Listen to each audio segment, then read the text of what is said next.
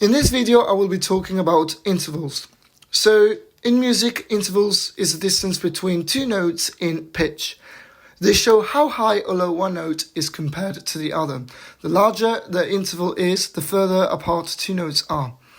To work out intervals, musicians count the steps from the first note to the second one to find the interval. For example, moving from C major to E major is a small interval, whereas moving from C major to B major is a bigger interval. There's many different types of intervals in music, and these are perfect, major, minor, augmented, and diminished. So perfect, as you can see here on this image, these are the perfect intervals. So we have perfect unison. So for example, C to C, perfect fourth, C to F, perfect fifth, C to G, and perfect octave, perfect eighth, or also called octave. So C to C. And literally we count, so how many steps? C to C, there's one step. C to F, there's 4 steps. C to G, 5 steps. And C to C is 8 steps. So that's the perfect intervals. Then we have majors. So major is, we have major second, so C to D. Major third, C to E, where you count up 4 semitones from C to E.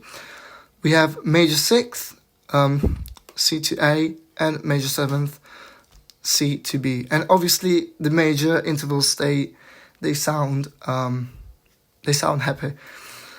Then we have the minors. So the minors, obviously, for example, we have C to C sharp, C to D sharp, etc.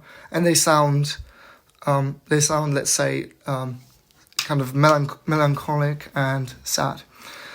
So we also have the augmented and diminished. So augmented is when you have a perfect interval, for example, perfect fifth, and you augmented, you raise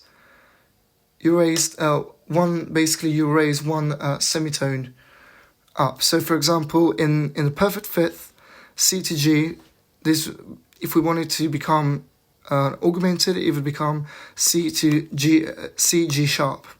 So that would be augmented. And diminished is the opposite. So what we do with diminished intervals, we lower by one semitone.